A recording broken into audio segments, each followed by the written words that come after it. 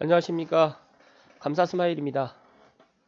오늘 제가 방송할 주제는 2019년 12월 16일 날 발표했던 주택시장 안정화 방안을 보고 나서 한 3일이 지났는데 뭐 많은 이야기들이 있어서 어떻게 이야기를 갖다가 해야 될지는 모르겠지만 일단 저는 삼성벨트 부동산 전문가니까 삼성벨트 쪽 위주로 한번 이야기를 갖다 해보겠습니다. 뭐 최근에 제 유튜브 방송을 구독하고 좋아요를 눌러 주셨던 분이 전화가 와서 하시는 얘기가 왜 구독자가 얼마 안 되냐고 저에게 묻길래 어, 뭐 저는 구독자 이것도 많은 거라고 생각합니다 라고 말씀드렸더니 영상이라든지 내용이 너무 좋다라고 말씀을 해주셔서 또 부끄럽기도 하고 또 책임감도 느끼면서 최근에 이제 이 부동산 관련해서 뉴스라든지 특히 이제 삼성벨트 쪽에 이제 많은 이야기들이 있는데 방송에다가 담아야 들어야 되나 아니면 말아야 되나 그런 내용도 좀 있고 또 개인적으로 생각했을 때 저는 긍정적인 부분만 이야기를 갖다 드리려고 최대한 노력을 하기 때문에 긍정적인 부분으로 더 이야기를 갖다가 앞으로도 계속 나누도록 하겠습니다. 어, 주택시장 안정화 방안이 또 나왔다라고 제가 이제 블로그에 포스팅을 했고요. 내년에도 집값이 안정화되지 않으면 추가 대책이 계속해서 발표된다고 합니다. 저는 이번 대책을 보고 나서 생각했습니다. 부동산 시장이 안정화되기는 당분간 힘들 듯하다. 그러면 내년에도 부동산 시장 또 안정화 대책이 또 나오겠죠. 정부와 부동산 시장과의 싸움이 앞으로 계속 문재인 정부 끝날 때까지 일어나지 않을까라는 개인적인 생각을 갖고요. 저는 뭐 누가 뭐 이기냐 지느냐 그걸 갖다가 뭐 가리는 게 아니라 뭐 지켜보면 알게 되겠다라는 생각으로 마무리 지었습니다. 일단 주택시장 안정화 방안 2019년 12월 16일 관계부처 합동으로 했는데 저는 이거를 오후에 이제 알게 됐고 오전에는 다른 일이 있어서 몰랐는데 일단 목차를 보면 주택시장 동향 평가 미터 정책 대응 방향 주택시장 안정화 방안 근데 이 주택시장 안정화 방안을 제가 이제 한번 짚고 넘어가려고 합니다. 투기적 대출 수요 규제 강화라든지 주택 보유 부담 강화 및 양도소득세 제도 보완 투명하고 공정한 거래 질서 확립 실수요자를 위한 공급 확대 향후 추진 일정인데 이 네 가지의 지금 안정화 방안인데 과연 실효성이 있을까? 물론 당장의 효과는 있을 거라고 저도 생각합니다. 뭐 당연 효과가 없는 정책이 없겠죠. 그런데 이게 장기적으로 봤을 때 어떤 효과가 나타날지는 뭐 제가 방송에서 이야기를 드리기보다는 앞으로 시간이 지나 보면 알게 될 거라고 말씀드리겠습니다. 최근 주택시장 동향에 대해 가지고 이제 뭐 여러 이야기들이 많았잖아요. 이제 서울 등 일부 지역에서 국지적 과열 재현이 된다든지, 뭐 강남 4구 주간 아파트 가격 상승률이라든지, 서울 주간 아파트 가격 상승률. 제 기억으로 서울 아파트 가격은 2019년 1월부터 5월까지는 그래도 안정적이었습니다. 그러다가 6월부터 그 6월 1일 뭐 재산세 기준일로부터 이제 갑자기 이제 양상이 좀 바뀌었는데 집값 상승 기대로 매수세가 확대되고 갭 투자 등 투기 수요가 유입되었다. 이 이야기도 맞는 이야기거든요. 그리고 실수요에 대응하는 공급은 충분하다. 근데 이 말은 저는 과연 내년에 실수요자들이 이렇게 공급이 많은데 다 들어갈 수 있을까? 저는 이건 조금 퀘스천 마크를 달고요. 그때 이제 저는 어떤 생각을 가졌었냐면, 9.13 대책이 있어서 어느 정도 이제 효과를 보는구나라고 생각을 했다가, 이제 시장 상황을 쭉 모니터링을 해보니까, 이제 일부 지역에서 이제 살려고 이제 이렇게 이런 움직임이 보이는 거죠. 근데 더 재밌는 거는 제가, 그러니까 올 봄이죠. 올 봄에 이제 삼성 쪽에도 이제 아이파크라든지 이제 남삼성에 있는 이런 아파트 15단지, 19단지, 뭐 17단지 이런 아파트를 매수를 할 수 있는 타이밍이라고 이야기를 했는데, 어, 정말 아무도 안 사니까 정말 그때 분위기는 아무도 안 샀던 분위기였거든요. 서울 아파트도 마찬가지였습니다. 은평구든 뭐 가저울이든 가격이 내려갔었어요. 그래서 이제 그때 사야 된다라고 이야기를 뭐 일부 뭐 전문가들도 했고 저도 이제 삼성에 있는 아파트를 매수해야 될 타이밍이라고 이야기를 했는데 제가 누누이 말씀을 드리지만 아무도 사지 않으면요 사질 않아요. 사람들은 가격이 정체되어 있거나 가격이 내려가면 사람들은 사질 않습니다. 그런데 재밌는 거는 이제 6월부터 가격이 올라가는 게 감지가 되니까요. 이제 그때부터는 막 사더라고요. 뭐 실제적으로 이제 가재울 뉴타운 같은 경우 보면 그때 당시만 해도 8억대 6월 달까지만 해도 8억대 매물이 34평 있었거든요. 근데 지금은 없죠.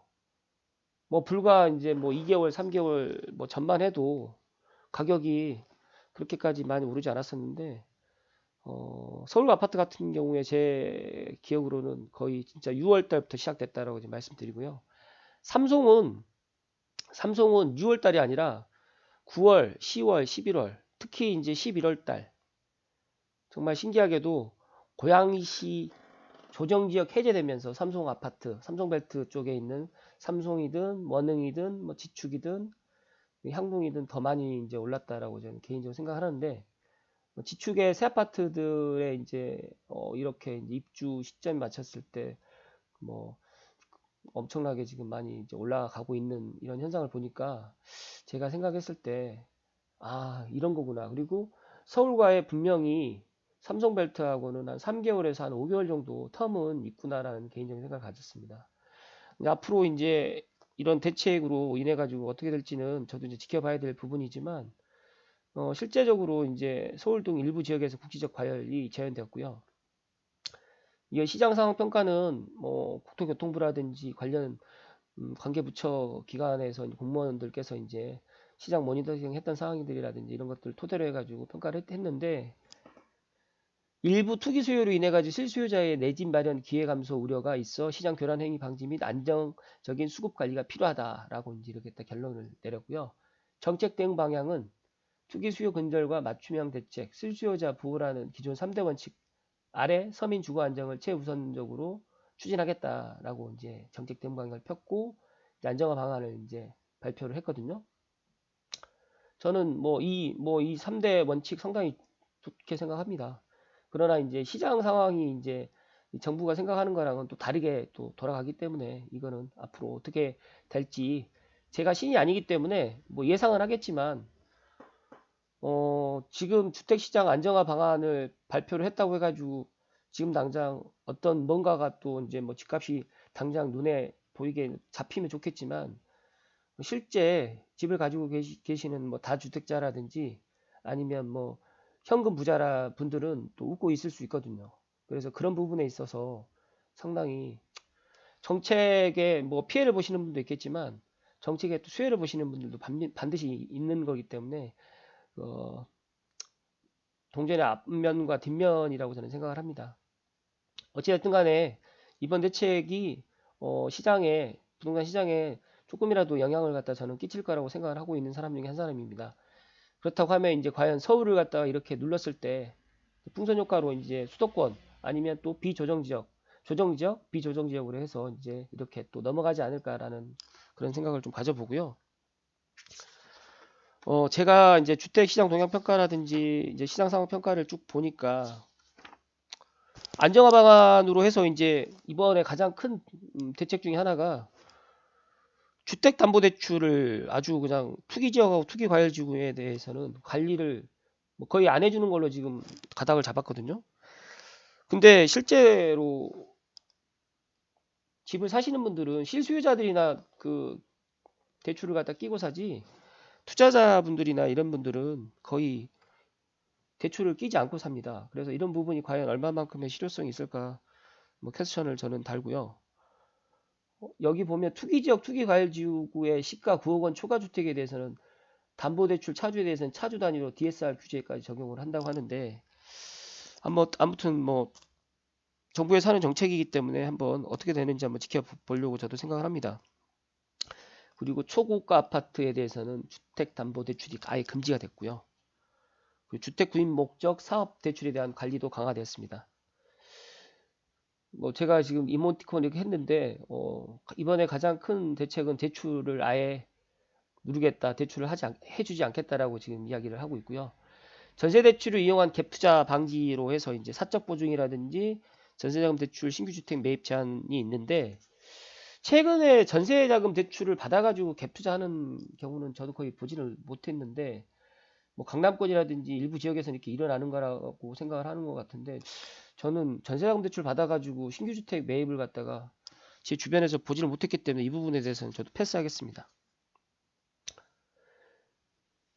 주택 보유 부담 강화 및 양도소득세 제도 보완, 뭐 종합부동산세율 상향 조정이고, 조정 대상 지역의 이주택자 종합부동산세 세부담 상향 조정을 갖다가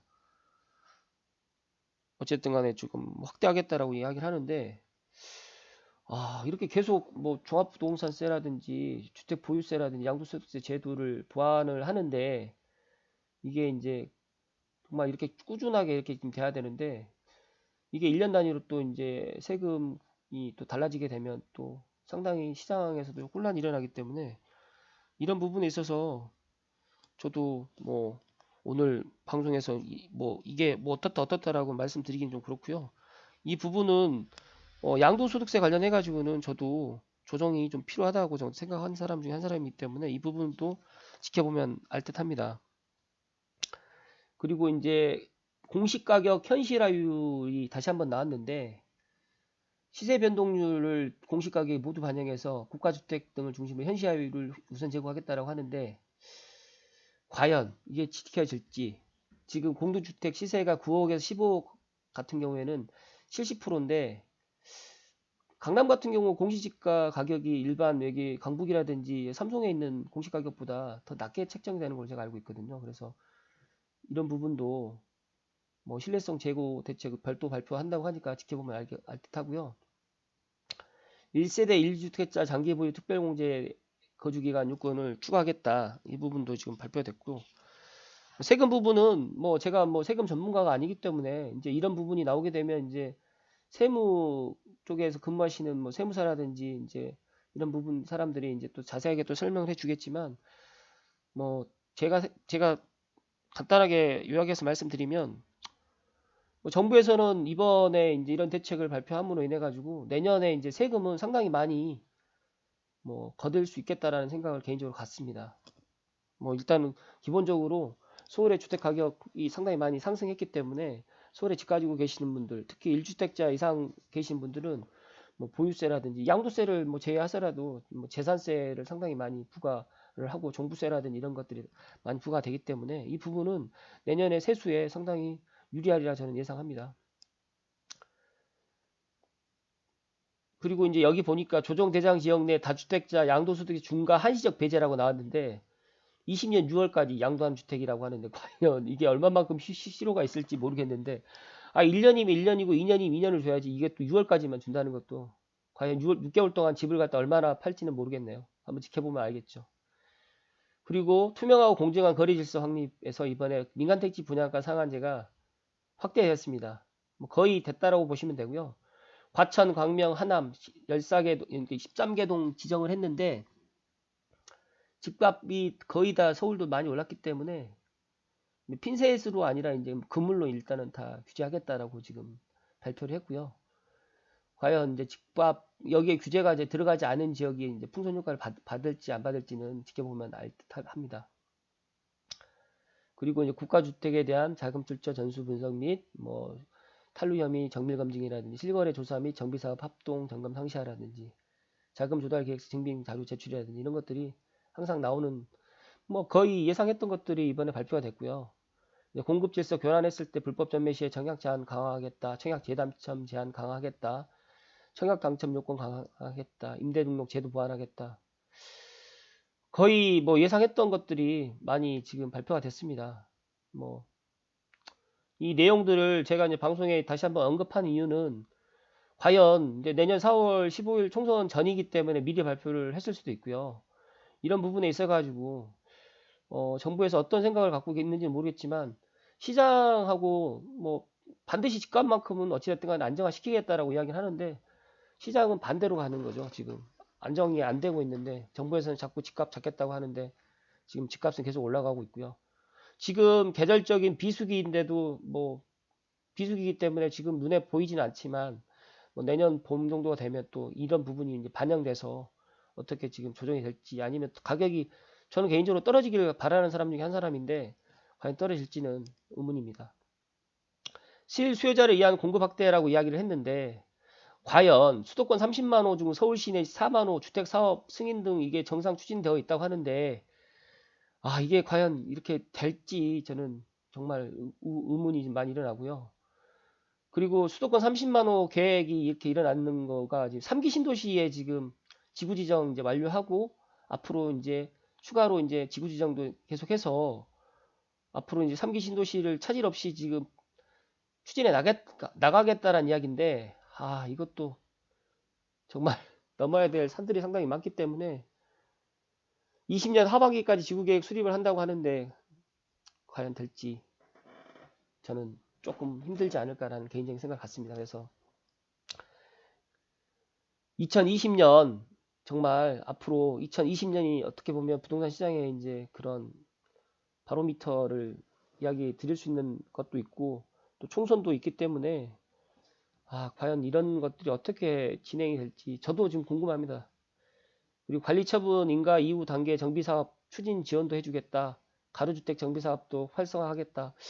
이게 정말 이 문서상에 나와 있는 것들이 다 실천만 된다고 하면 좋겠지만 이게 제가 알고 있기로 잘 안 되는 부분이 많거든요. 그래서 이런 부분에 있어가지고 과연 발표는 많이 하는데 실제로 이제 시장이라든지 이렇게 시장 상황이라든지 이런 것들이 맞아 떨어지는 건지는 저도 잘 모르겠어요. 이런 부분은 좀 아쉽고요. 제가 이 향후 추진 일정이라든지 이런 거 추진 과제를 쭉 보면 사람들은 이제 문서라든지 이제 공무원 쪽에서는 일을 안 해봤기 때문에 잘 모를 수도 있습니다. 근데 저는 어쨌든 직업군인으로 공무원 생활을 해봤기 때문에 이런 거를 기한하고 이거 하시는 분들이 물론 머리를 싸매고 하는데 이 보시면 추진 일정, 소관 기간 이렇게 있죠. 쭉 금융위원회 적용 시점 뭐 이제 전세대출 이용한 갭 투자 봉지 20년 1월 보증기한 내규 금융위 이렇게 되어 있는데 책임 소지는 좋다 이거 하지만 이제 이게 과연 이제 실천을 했을 때 한 달 후, 두 달 후 이렇게 중간 점검을 해 나가야 되는데 발표만 하고 중간 점검이 없더라고요. 제가 보니까. 저는 그러니까 공무원들이 이렇게 계획하고 기한하는 거는 누구보다 잘할 수 있거든요. 근데 실제로 이게 이제 모니터링이라든지 실제로 이런 것들을 들어가서 이 추진 과제 조치 사항 해서 이게 지금 진행되고 있는지 안 되고 있는지 한 달 후, 뭐 두 달 후 이런 것들 체크해 나가야 되는데 그냥 끝이에요. 추진 과제, LTV 강화, 추진 일정 끝. 그럼 12월 23일 날 적용 시점인데 이게 과연 12월 23일 날 적용되는지 안 됐는지 그 뒤에 이제 확인을 뭐 해가지고 이제 발표를 해야 되는데 그런 거는 없더라고요. 제가 보니까. 그리고 지금 보면 분양권 수, 주택 수 포함도 보면 소득세법 비장에 나와 있는데 이것도 2020년 상반기 해서 2021년 1월 1일 양도분부터 적용한다고 기재부에 지금 나와 있어요. 근데 이런 부분도 과연 2021년 1월 1일 날 적용할지 뭐 이제 국회 뭐 상정해가지고 이제 통과가 또 못 될 경우도 있고 여러 가지의 상황들이 다르기 때문에 이런 것들은 일단 정부에서는 발표를 해놓으면 이런 것들을 이제 국민들이 이제 이렇게 해서 이제 어 하지 않겠다라고 생각을 할 수 있을까라고 생각을 하는데 저는 반대로 이제 정부의 이런 말들을 신뢰하지 않는 게 더 많거든요. 그러다 보니까 이런 부분을 딱 발표를 하게 되면 이제 이런 것들에 이제 어느 정도 교육이 되는 국민들 같은 경우에는 이제 반대로 하더라고요. 반대로.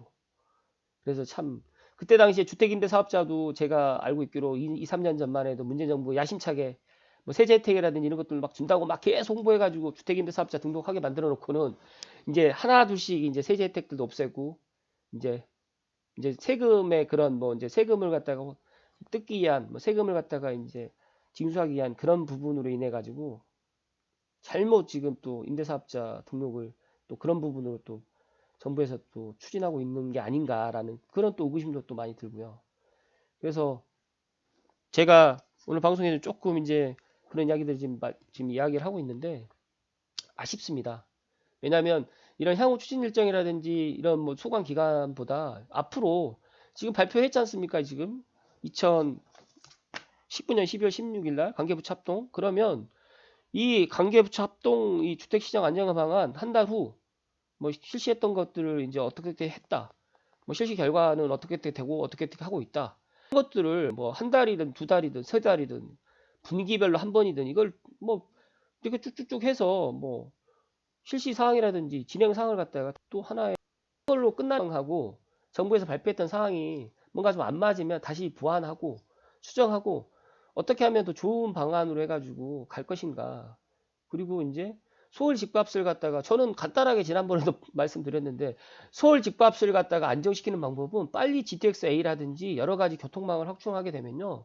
자연스럽게 안정됩니다. 교통망이 최우선이고요. 그리고 지금 뭐 세종시로 지금 지방 뭐 이렇게 정부 부처도 이전하고 여러 가지 부분이 있는데 뭐 대기업들 강남에 있는 대기업들을 새로 뭐 지금 3기 신도시 쪽으로 다 옮기면 되거든요. 그런 부분들도 강구하시면 되는데 자꾸 공급을 갖다가 하지 않고 이렇게 수요 억제로만 간다고 하면 지금 우리 국민들이 상당히 뭐 교육 수준은 높고 또 예전처럼 이제 그런 정보를 갖다가 단편으로만 받아들이지 않기 때문에 그런 부분에 있어가지고 앞으로 이런 부분도 좀 감안해서 정책을 입안한다든지 주택시장 안정화 방안 뭐 한 달 후 뭐 결과 뭐 그렇게 이야기를 한다든지 이렇게 해서 조금 더 체계적으로 좀 갔으면 좋겠다라는 생각을 개인적으로 가져보고요. 지금 이 부분은 뭐 받자마자 어떤 분이 이제 저한테 이제 보내주셨던 건데 받은 걸로 해서 제가 이제 코멘트를 했는데 12월 16일 부동산 대책 요약입니다. 대출 규제부터 시작해가지고 여러 가지로 전세 대출 이용한 갭투자 방지, 세금 규제, 조정지역 일시적 2주택자 허용기한 단축, 청약 관련, 분양가 상한제 추가 지정. 예, 광명 하남 과천은 지금 이제 추가로 이제 분양가 상한제 지정이 됐네요. 근데 기타 임대 등록 시 취득세 재산세 혜택 축소. 제가 말씀드렸잖아요. 이제 임대 사업자 등록하니까 이제 취득세 재산세 혜택을 줄여버린다니까요. 지금 각종 불법행위 관리 감독 강화. 그래서 이제 저는 감사 스마일 생각은 2020년 부동산 이런 대책을 강하게 이제 펼쳐놨는데 과연 이제 내년 부동산 시장은 어떻게 될지. 그리고 저는 이제 삼성 쪽에 조금 더 전문적으로 지금 모니터링하는데 실시간적으로 보고 있기 때문에 저는 개인적으로 2020년 삼성 쪽은 뭐 이런 효과 때문에 이런 뭐 대책 때문에 이제 서울에 있는 집을 살 수가 없거든요. 이제 뭐 대출을 끼든 뭐 여러 가지의 이제 이런 규제를 강화해 놨기 때문에 그렇다면 사람들이 서울에 집을 안 사고 뭐 조정지역 아닌 뭐 예를 들어서 비조정지역으로 가겠지만 그래도 정부가 찍어준 조정지역 특히 삼성, 원흥, 지축, 향동, 덕은 이쪽은 앞으로 많은 또 수요가 있지 않을까. 그러면 수요가 있게 된다고 하면 가격도 좀 올라가지 않을까라는 개인적인 그런 생각을 가져보고요. 오늘 또 제가 한 가지 더 이제 말씀드릴 게 있는데 오윤섭님의 부자 노트에서 이런 이야기가 나왔었어요. 12월 16일 대책에 공격적으로 대응할 사람만 보시라고 이야기가 나왔는데 제가 평소에 이제 이 오윤섭님의 칼럼이라든지 이런 여러 가지 이제 블로그에서 이제 이야기를 듣고 있는데 이분 생각도 이제 뭐 저하고 이제 크게 다른 게 없지만 그래도 이분은 저보다 더 전문가이시고 서울 전체 그리고 뭐 수도권 전체를 다 보시는 분이기 때문에 근데 이분이 지금 이런 이야기 하셨거든요. 지금 12월 16일 대책 전에 이제 만약에 이제 15억 이상을 사고 있다 그러니까 가지고 있는 사람들 같은 경우는 어떻게 보면 상당히 좋다라고 지금 또 이야기를 했고요. 공격적으로 이제 대응할 사람들 이제 뭐 정부 대책으로 인해 가지고 이제 약간 이렇게 하면 안 되겠다 생각을 하고 이제 송 쪽으로 내려가시는 분도 있겠죠. 방어적으로. 그런 분들은 이 글을 칼럼을 참고하시면 안 될 것 같고요.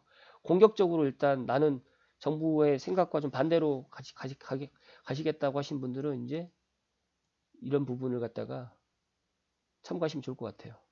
지금 이제 12월 16일 대책에 순응하는 것은 쉽다. 가만히 있으라는 정부의 말을 믿고 사지 말고 하락장이 올 때까지 또는 3기 신도시가 분양할 때까지 가만히 있으면 되는 겁니다. 그러나 조정당세 공격적으로 대응하겠다는 분들의 투자 전술을 만드는 방법 두 가지다. 15억 원이 넘는 아파트를 전세 끼고 사는 방법 하나. 두 번째 방법은 상승장 후반기에 15억 원이 넘을 수 있는 아파트를 조정장세에 매수하는 이런 방법도 있다. 그리고 공격적인 투자를 하면 투기 가열지구 재개발 입주권을 받을 수 있다라고 조정 대상 지역까지 초고가 아파트 대출 금지가 시행되기 전에 대출 받아서 멈테크 해라는 이야기도 나오는데, 이제 사람들 상당히 똑똑해져서 이런 부분을 많이들 이제 알고 있거든요. 근데 여기에서 이제 이 오윤섭 님이 정말 15억 원이 될 아파트를 구매할 자금이 부족하다면 10억 원이 될 아파트를 사면 된다라고 이야기를 하거든요. 여기에 조정 대상 지역인 성남과 안양, 다산, 진건, 지축지구, 삼성지구, 북동탄을 공략하라 라는 나옵니다. 정말 신기합니다. 제가 삼성벨트가 앞으로 이제 이 대책으로 인해 가지고 조금 좋은 영향을 받을 거라고 했는데, 정말 이게 딱 뭐 제가 뭐 이야기를 갖다가 하고 난 이후에 이제 이게 글을 이제 봤기 때문에 상당히 와닿는 생각 중에 하나이고, 또 하나가 최근에 이제 삼성지구 지금 20단지 아이파크가 7억이 지금 넘었거든요. 근데 전고점이 7억 2천이었습니다.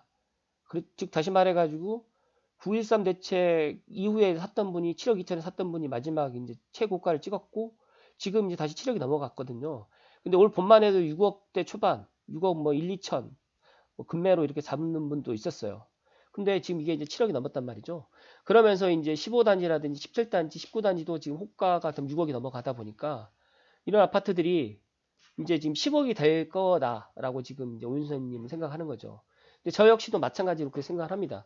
왜냐하면 삼성에 있는 인프라들이 점점 갖춰져 가고, 그리고 지축이 지금 이제 뭐 8억, 9억이 이렇게 지금 돼가고 있기 때문에 지축지구도 아직 다 입주가 지금 다 안 되어 있지만, 현재 뭐 지축역 센트럴 푸르지오하고 반도 유보라만 입주했지만, 앞으로 지축지구 다 입주하게 되면서 지축에 뭐 그런 뭐 편의시설이 이제 갖춰져 있지는 않지만 다 삼성 쪽으로 같이 연계되어 있기 때문에, 그리고 이제 내년 신분당선이 4월에 예타가 통과된다고 하면 충분히 이런 말이 뭐 불가능한 말은 아닐 거다라고 생각을 갖는데, 아직도 삼성에는 뭐 5억대, 4억대도 살 수 있는 아파트들이 있어요. 신원동 같은 경우 있거든요. 근데 이제 최근에 이제 이쪽 여러 가지의 이제 뭐 이야기를 들으신 분도 있겠지만, 너무 이쪽이 지금 뭐 가격도 오르지도 않고 뭐 너무 싸다라는 인식 때문에 이제 집주인들이 이제 싼 물건들을 좀 걷어들이고 있고, 어떻게 보면 이제 조금 호가가 지금 올라가고 있는 상황이다 보니까,